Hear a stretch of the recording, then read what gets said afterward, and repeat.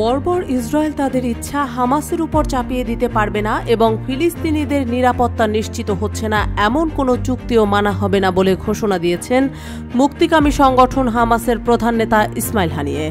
একই সাথে দখলদার ইসরায়েলের বিরুদ্ধে শক্তিশালী প্রতিরোধ চালিয়ে যাওয়ার ঘোষণা দিয়েছেন হামাসের এই ক্ষমতাধর নেতা।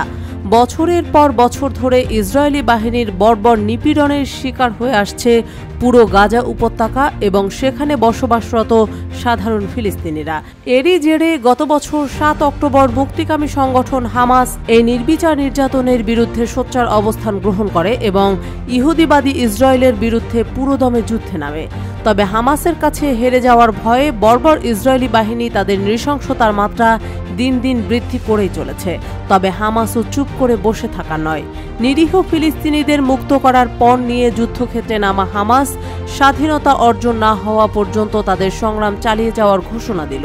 হামাস নেতা ইসমাইল হানিয়ে বলেছেন, ইসরায়েল চাইলেই তাদের ইচ্ছা অনিচ্ছা হামাসের উপর চাপিয়ে দিতে পারবে না।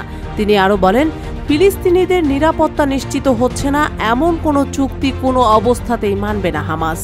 বার্তা সংস্থা রয়টার্সের প্রতিবেদনে বলা হয়, ৮ জুন শনিবার গাজার মধ্যাঞ্চলের নুসেইরাত শরণার্থী ক্যাম্পে গণহত্যা চালায় দখলদার ইসরায়েলি বাহিনী। বর্বর নেতানিয়াহু বাহিনীর হামলায় সেখানে একই দিনে ২১০ জনের মৃত্যু হয়েছে। মূলত ৪ জিম্মিকে ছাড়িয়ে নিতে নুসেইরাতে ব্যাপক হামলা পরিচালনার দাবি করেছে দখলদার বাহিনী।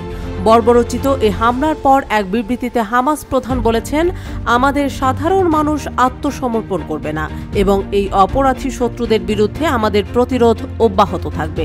তিনি আরও বলেন, যদি ইসরায়েলি দখলদাররা মনে করে তারা তাদের ইচ্ছা আমাদের উপর জোরপূর্বক চাপিয়ে দিতে পারবে, তাহলে তারা বিভ্রান্তিতে আছে।